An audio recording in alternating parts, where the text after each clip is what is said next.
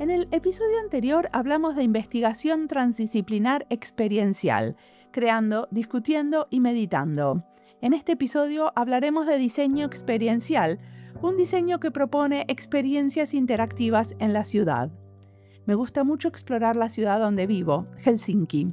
Ahora, por ejemplo, es el momento ideal para crear muñecos de nieve, y hay algunos muy hermosos. No son solo los típicos con la zanahoria en la nariz, algunos tienen otras formas, tipo animales, o si no, son muñecos con personalidad, como un muñeco esquiador con casco. O también se hacen lámparas de nieve haciendo una pirámide con pelotas y poniendo una vela en el medio. A la noche son hermosas.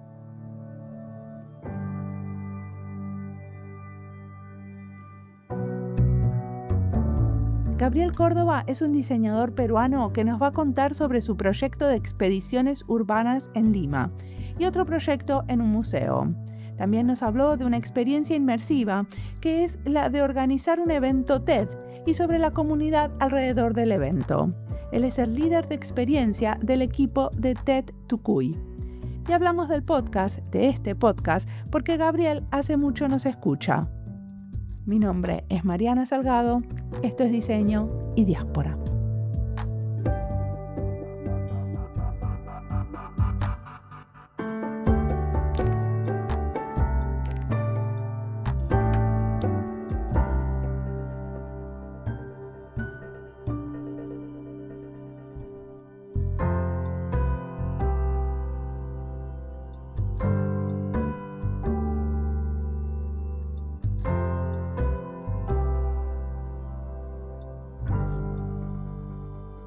Hola, soy Gabriel Córdoba, diseñador experiencial peruano y me interesa cómo el diseño puede conectar a las personas con su entorno, natural, urbano o cultural. Nada, y veo la experiencia como un sistema, como un tejido de relaciones entre espacio, entre narrativa, entre comunidad.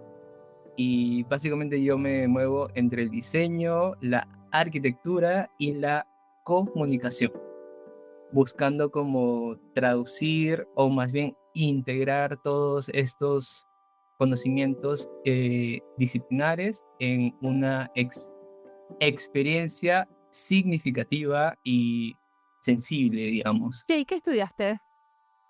Diseño industrial en la Católica de Perú. Perfecto. ¿Y cómo fue este movimiento hacia el diseño experiencial? ¿Qué te llevó? Bueno, todo empieza desde cuando me toca como escoger la carrera. Tenía tres opciones. La primera, arquitectura; la segunda, diseño gráfico; y la tercera, comunicaciones. Y decidí ir a diseño gráfico porque ya no tenían vacantes para arquitectura.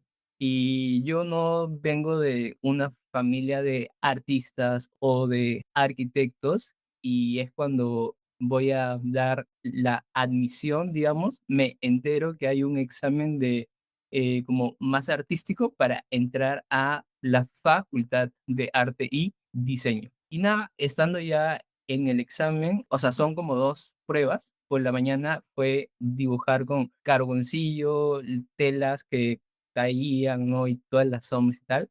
Pésimo porque nunca había llevado un curso similar. Y por la tarde era hacer como dos pequeñas esculturas que bajo los conceptos que se oponían, que era como cerrado más abierto.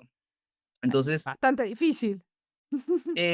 sí, pero no sé por qué siempre como que se me ha dado facilidad de trabajar conceptos.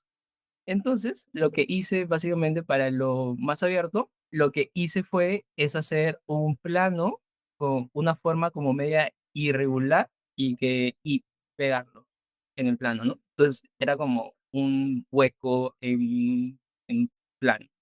Y para lo cerrado, lo que hice es hacer un cubo volumétrico y le eché pintura encima.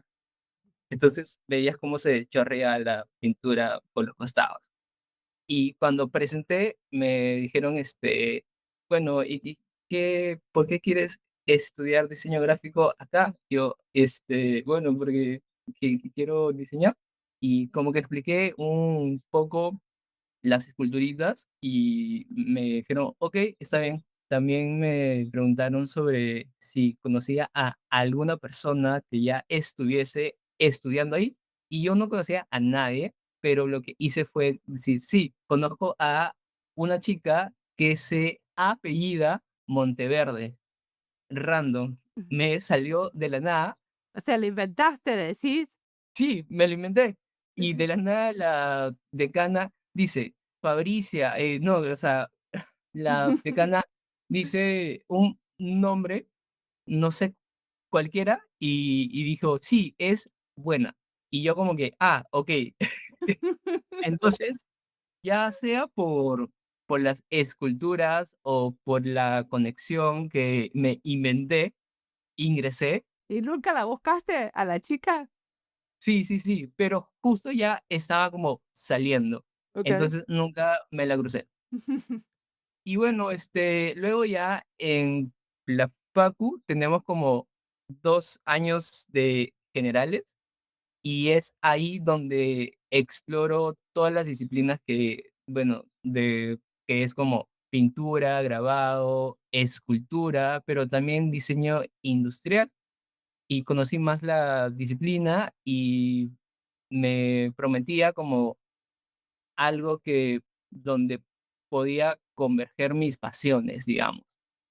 Y decidí cambiarme a diseño industrial.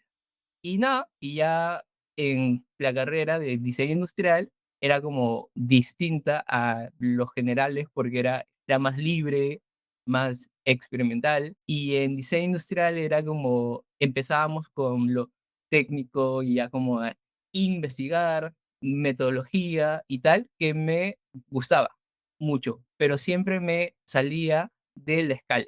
Entonces nos pedían hacer una banca y yo hacía 3 bancas basadas en la huaca que estaba cerca.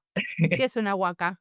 Una huaca es un sitio arqueológico, coloquialmente. Entonces, Lima básicamente está repleta de sitios arqueológicos, pero que no están puestos en valor. Entonces, hay como muchas problemáticas en el sentido de que están como encerradas, descuidadas, pueden ser focos de eh, problemas urbanos, ¿no? Como basurero o que no se les Y al final entiende, están terminaste como haciendo un proyecto cuando sos, profesional sobre las expediciones metropolitanas, ¿no? O sea, como expediciones alrededor de las huacas de Lima. ¿Querés contarme sobre exactamente. esa experiencia? ¿Qué diseñaron? Justamente para mi tesis de grado, lo que hice fue salir a explorar la ciudad caminando o en bicicleta, y era creo que comencé desde pandemia a explorar la ciudad de una manera como mucho más teórica, digamos, pero luego ya que pudimos salir, ya fui o sea, a verla con otros ojos, digamos, ¿no? Para mi tesis, lo que hice fue salir a la ciudad a explorar y a cuestionar lo que pasaba con nuestra ciudad, digamos, ¿no? Recorriendo la ciudad, me empiezo a cuestionar por qué las huacas están encerradas precisamente, porque hay barreras físicas y mentales, digamos, para acceder al patrimonio urbano, y profundizando más ya con teoría o con proyectos vinculados, es que desarrollo la propuesta de diseño que es mi tesis, que es básicamente un sistema metropolitano de expediciones urbanas, que está compuesto por 2 frentes, digamos, el frente físico y el frente digital. En el frente físico es un programa señalético que está por toda la ciudad para que sean como los puntos referenciales de lo que estamos observando. Entonces, O sea, son carteles para decir acá está la huaca, es de tal año, la descubrió tal persona en tal situación. Sí, sí, sí, sí, Y sí. esos carteles ahora no existen. No, todo es, parte del proyecto o sea, que está en la tesis, Okey. pero que si en algún momento surge, puede como salir y que se implemente realmente, ¿no? Entonces, también tenemos la parte digital, que básicamente es una app que te permite como profundizar los sitios que visitas y bueno, generar todas este tipo de expediciones a través de ruta, de los artículos que pueden escribir los usuarios, los servicios que también pueden generarse en esta comunidad o red social. O sea, la idea es que yo paso cerca de una huaca y puedo escribir un artículo. Puede ser, sí, tienes una opción de hacer tu ruta o hacer una ruta ya creada, o sea, y puede ser en bicicleta, a pie. Una ruta para pasar por diferentes huacas de Lima. Exacto, O puedo agarrar la ruta que hizo Gabriel.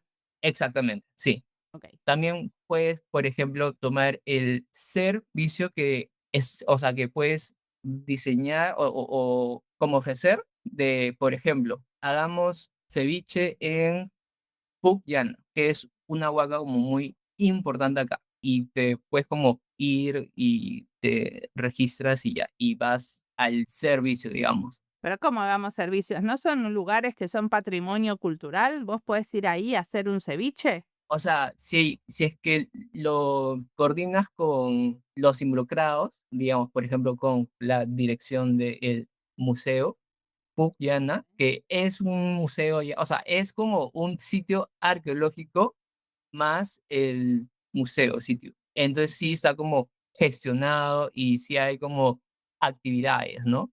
Entonces, puedes hacer ya, no el ceviche, pero puedes hacer tu taller de cerámica prehispánica, no sé. O sea, es una plataforma flexible para que tú puedas dar como tus servicios o tus experiencias, digamos, ¿no? Y asimismo, puedes crear tus crónicas urbanas luego de que ya has hecho toda la experiencia, digamos, ¿no? O bueno, tus rutas, tus fotos. ¿Y eso se lo pudiste mostrar a alguien de la ciudad, a alguien que lo pueda como implementar? No, o sea, más o menos porque este proyecto recién lo he podido sustentar este año, a medio año, y como he estado metido en tantas cosas, no lo he impulsado más. ¿Y vos a qué te querés dedicar? Justamente, o sea, y yo ya tengo, o sea, tesis fue como donde terminé pensamiento experiencial y con los proyectos que he desarrollado ya es como que lo que tengo fijo es el diseño experiencial. ¿Qué es el diseño experiencial? Bueno, Dirás, la gente de UX se considera user experience, ¿no? O sea, se considera que hacen experiencias. De ahí viene la palabra UX. claro, pero justamente lo que yo desarrollo, o sea, ya, yo te he contado toda la parte física de mi tesis, pero todo lo que está hacia el fondo es toda la carne, digamos, ¿no? Entonces es donde puedo investigar más o sea, todo parte de la señalética como disciplina que luego se transforma, digamos, en Graphic Environmental Design, como Para diseño el paisaje, ¿no? O ambiental. para el, sí, para el medio ambiente, sí. Y contemporáneamente tenemos el diseño experiencial, que es precisamente esta integración de disciplinas desde el diseño gráfico, la comunicación, la arquitectura, para generar como espacios o experiencias o los eventos para un fin, ¿no? ¿Y desde dónde vas a trabajar? ¿Vas a armar una cooperativa? ¿Tenés una empresa? ¿Cómo sería ese futuro que te imaginas? El futuro que me imagino es tener una oficina de diseño experiencial donde podamos desarrollar proyectos como cómo sería la experiencia de el nuevo Parque Nacional del Gran Pajatén, que es como el nuevo Machu Picchu de la Sí. selva. Entonces, o no sé, o sea, qué experiencia nos brinda los sitios arqueológicos, ¿no? Los sitios arqueológicos como mucho más grandes o las reservas, ¿no?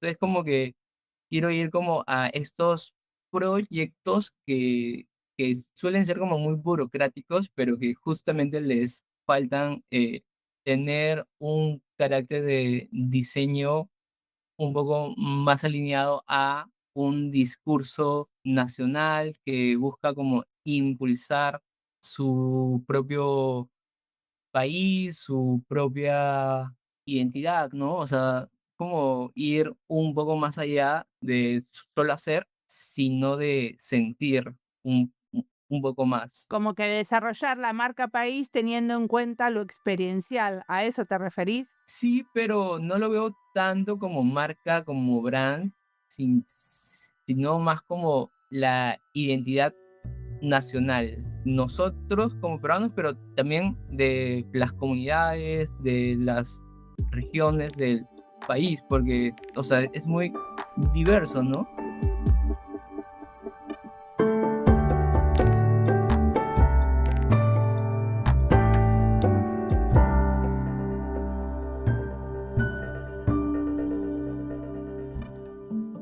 Esta entrevista es parte de las listas Ciudad y Diseño, Diseño UX, Arquitectura para el Cambio, Perú y Diseño, Diseño de Servicios, Espacios Habitables, Educación en Diseño, Comunicar Diseño y Diseño Gráfico. Las listas las encuentran en nuestra página web en la sección de recomendados, en Spotify y en YouTube. Y si estás buscando algo y no lo encontrás, siempre te puedes comunicar conmigo.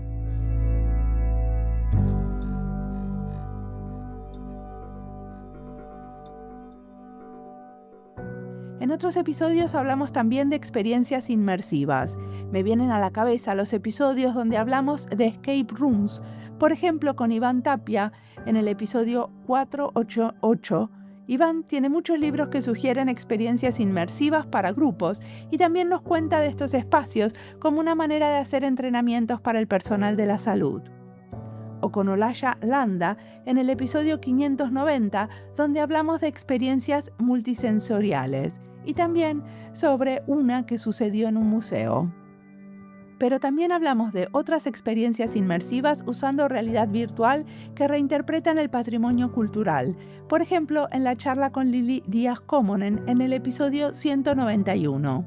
Ella nos contó de varios proyectos donde los mapas, la ciudad y los objetos de museos se reinterpretan en experiencias inmersivas. También con Cines Elichka, en el episodio 189 hablamos de una experiencia inmersiva relacionada con la danza. Y con Gonzalo Sierra hablamos también cómo estas experiencias podían servir a pacientes con cáncer, en el episodio 399. Mucho para explorar a quienes les interesan estos temas. Ahora sigamos escuchando a Gabriel, que tiene muchísimo más para contarnos.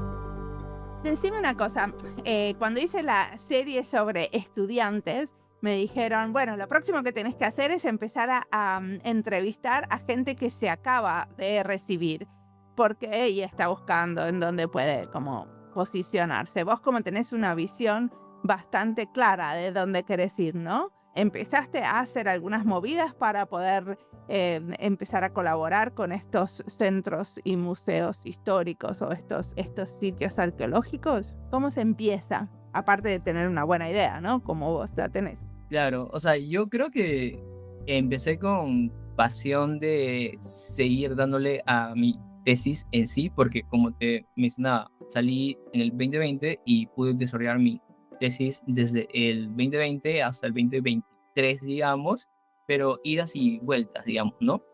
Entonces, he podido desarrollar cosas como independiente, ya sea producto, servicio, he hecho juegos mecánicos donde he hecho también identidades visuales, Pero una cosa que hiciste muy interesante es esto que participás del TEI Tucuy, ¿no? justamente. ¿Querés contarme qué es el TED Tucuy? Sí, claro. TEDx Sucuy es básicamente una comunidad que impulsa charlas como TED en Lima, Perú. Y se llama básicamente TEDx Tucuy porque cuando fueron a registrarlo, el TEDx Lima ya estaba registrado. Entonces, le dieron una vuelta y se llamó TEDx Tucuy, que significa como construyamos entre todos o entre todos impulsamos algo. O sea, es como un término en quechua como ambiguo de construcción, digamos. Este Tetsuгой ya tiene como 15 años y justamente ha pasado de ser como solo las charlas a ser una experiencia inmersiva donde reunimos a personas, líderes de diferentes sectores con líderes sociales y con científicos o personas interesantes o que están haciendo algo por el país para básicamente inspirarse, conectar y accionar proyectos en conjunto. ¿Son todos peruanos los que participan? Sí, sí, sí, sí, todos peruanos y yo entré justamente en el 2020 o 2021 y empezamos a ver el evento como una experiencia. Entonces, ahora liderando el equipo de experiencia, TEDx Tucuy es un laboratorio experimental de conexiones, digamos. O sea, donde todo el viaje de los asistentes tiene un propósito claro, ¿no? Y de que cada persona que vaya a TEDx Sugoi no solo se inspire, sino que conozca a más personas, que tenga estas ganas de cambiar el país y a desarrollar sus proyectos personales o profesionales. Entonces, justamente diseñamos todo el evento con las condiciones que se requieren para que suceda. Eso quiere decir, Pero decime una cosa, ¿por qué decidieron armar un TED cuando el TED no tiene, por ejemplo, ni siquiera preguntas y respuestas?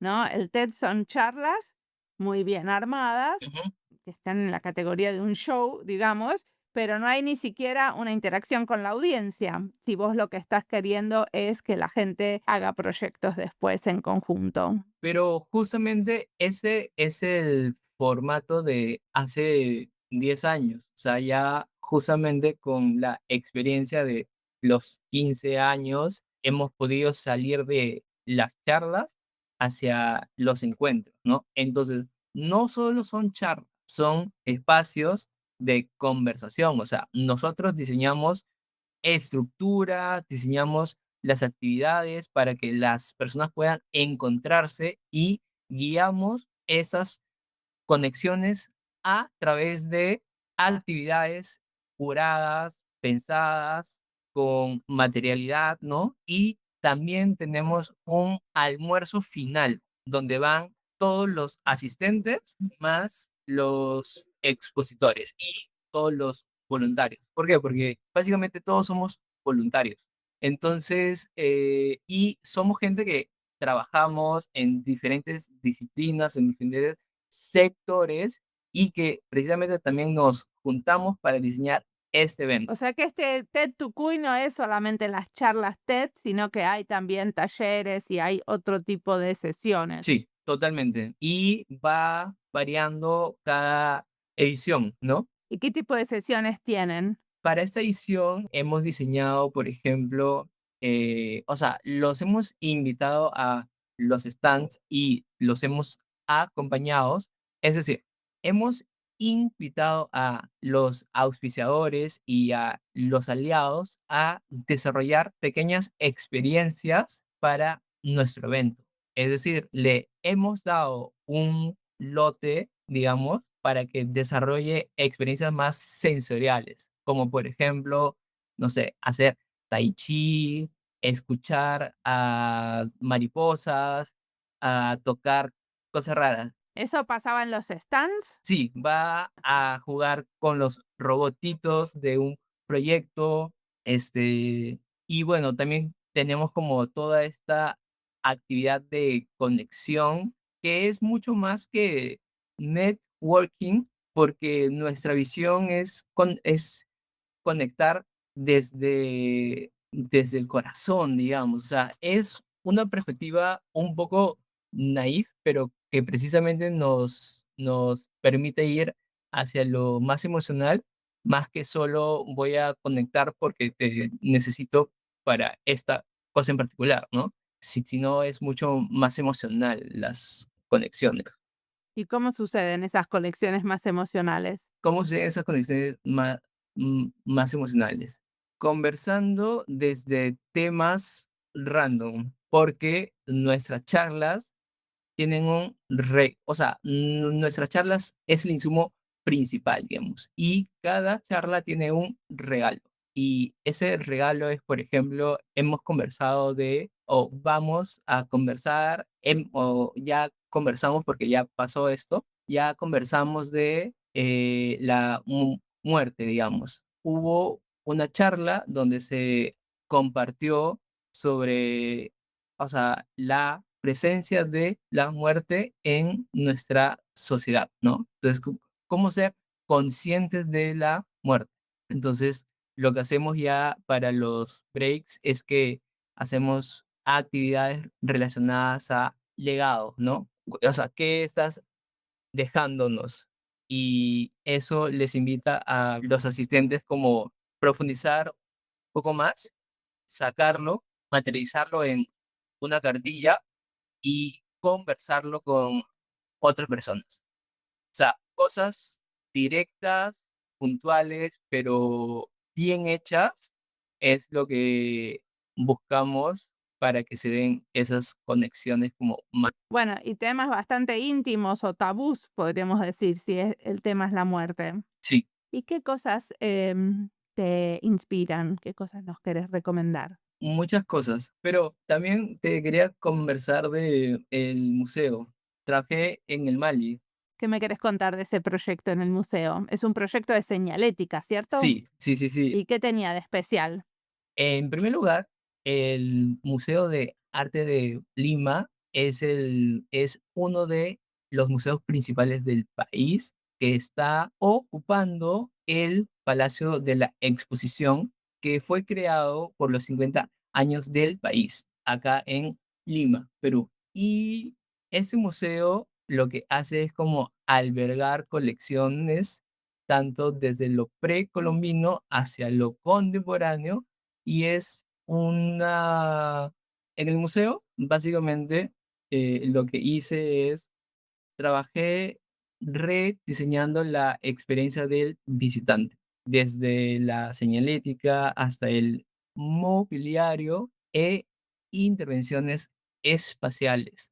Vos diseñaste la experiencia del visitante y para eso interveniste en la señalética y el mobiliario. ¿Y cómo es la experiencia ahora diferente? ¿Qué hicieron que cambia la experiencia? Ese rol como que se abre a partir de que el museo está buscando una transformación del discurso como museo y de cómo se conecta con las personas, ¿no? Entonces, pero yo parto desde cómo el museo quiere materializar este discurso mucho más amigable con el usuario para que el usuario se sienta invitado a participar del museo. Entonces, lo primero que hicimos fue limpiar todo el museo, lo dejamos, o sea, sacamos toda la señalética, todos los elementos que teníamos y empezamos desde cero. Observé a las personas, cómo interactuaban, cuáles eran sus puntos de contacto con el palacio, con nuestros servicios, con el museo en sí, que son las colecciones, y a partir de esa investigación, que también incluí a entrevistas a los mismos trabajadores, a los visitantes, a todos los involucrados, para diseñar precisamente cómo hacer esta experiencia más amigable, igual como respetuosa por el palacio, que te lleve hacia visitar las exposiciones. Entonces, eso se materializa en el wayfinding system, la señalética por todo el museo, en los muebles y esas intervenciones espaciales, ¿no? Una parte importante del proyecto también fue el área de maleducación, que es el área que es donde damos los talleres, los cursos, digamos, y ese lugar estaba muy abandonado en el sentido de que tenía cosas desde hace 10 años que ya no se dictaban y que están en el mural ahí grande, ¿no? Sí. Pintado. Rediseñamos para que sea mucho más cálido, para que tenga más como apertura con los estudiantes y precisamente para que se pueda ir como formando esta idea de Maleducación como escuela de arte y diseño. Perfecto. Ahora vamos a lo que nos recomendás. ¿Qué nos recomendás leer, escuchar, mirar? Bueno, o sea, creo que como abrir el pensamiento es fundamental la serie Distopía, Mundo Feliz, 1984 y Fahrenheit. ¿El de Red Bradbury te referís? Sí, sí, sí. O sea, de Orwell, Huxley, Bradbury, pues, ¿no? O sea, con como todos estos pensadores que, o sea, como empiezan a pensar otros mundos, es que el que me detona como buscar también cómo intervenir mi mundo o nuestro mundo, ¿no? Y nada, ahora estoy leyendo más de arquitectura, en verdad, porque como estoy trabajando en Arquitectura PUC, que es o sea, es como la escuela de arquitectura y urbanismo de la Católica, donde estudié. Estoy leyendo más de arquitectura, historia, teoría, Ok. proyectos. Y en el futuro, ¿qué te imaginas? ¿Hacia dónde querés que vaya tu práctica? ¿Trabajaste en un museo? ¿Trabajas en un evento de TED en Perú? ¿Qué otras cosas soñas con hacer? Sueño, como te comenté, con consolidar un estudio latinoamericano de diseño experiencial que trabaje desde una visión regenerativa, donde el diseño, arquitectura, arte dialoguen con las comunidades y con los ecosistemas. Quiero seguir diseñando experiencias que reconecten a las personas con los lugares que habitan y seguir como acompañando procesos que inspiren una práctica de diseño más consciente y situada. Y nada, o sea, básicamente ahora en la Católica estoy encontrando este como equilibrio de la práctica más la reflexión. Entonces ya me tocará como profundizar más en el diseño experiencial a profundidad en mi maestría, digamos, y luego vendría el estudio. O sea, es Ah, ¿estás como, haciendo una maestría? no, o sea, voy a hacerla, Ok. pero o sea, sí, es como el camino que tengo planteado, digamos. Que es como un vaivén entre la práctica y la teoría. Querés seguir estudiando y a la vez formar el estudio. Sí, sí, sí, sí, sí. Y me contaste que escuchás mucho diseño y diáspora. ¿Querés contarme qué te trajo diseño y diáspora? Bueno, diseño y diáspora lo escucho desde que estudiaba y me sirvió bastante porque podía tener nuevos referentes internacionales, referentes fuera de mi ciudad, ¿no? Súper necesario para un estudiante de diseño en Perú, porque siento que no hay muchos referentes, en verdad, o sea, y precisamente ver toda esta diversidad de diseñadores trabajando en los gobiernos, en las ciudades cooperativas, ha sido como muy significativo para mí, muy placentero como escuchar sus propios procesos, escuchar sus proyectos, sus visiones, sus ambiciones, ¿no? Porque justamente todas las personas que has entrevistado tienen algo que dar, ¿no? Un valor diferencial que es diferente, o sea, Que son como únicas, ¿a eso te referís? Que tienen su propia trayectoria y su manera de ver las cosas. sí, pero también que lo materializan. Entonces es lo que me ha inspirado a mí para también como materializar es como esta cosa que suena muy como efímera, ¿no? De que el diseño experiencial, ya, el diseño experiencial es esto, ¿no? O sea, es como crearte un mundo y que puedas explorarlo, profundizar con tus sentidos y llevarte algo, digamos. Y es un paraguas que me permite hacer lo que estoy haciendo actualmente, ¿no? Entonces, nada, me gusta mucho tu podcast y muchas gracias por la entrevista. No, gracias a vos por la entrevista.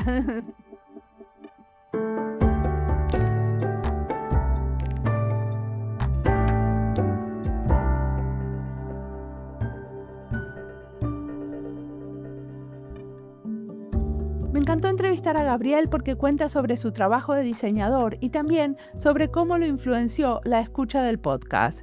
No hice muchas entrevistas a escuchas. A veces me pasa que cuando les describo a alguien para entrevistarle, me dice que nunca escuchó el podcast y a veces está súper emocionada porque el podcast le es muy conocido. Pasan las dos cosas. Pero nunca me puse a entrevistar a escuchas oyentes y preguntarles más sobre la experiencia de la escucha.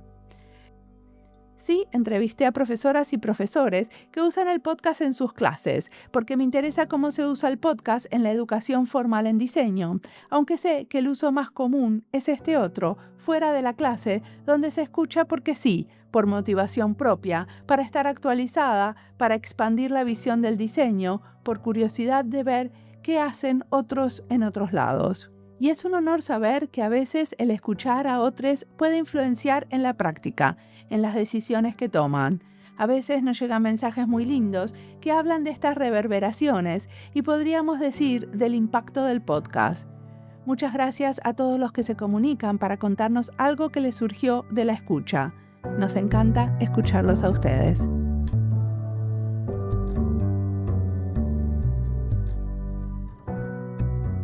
Como siempre, la música del podcast es de Antonio Zimmerman, el diseño de sonido es de Andy Fechi.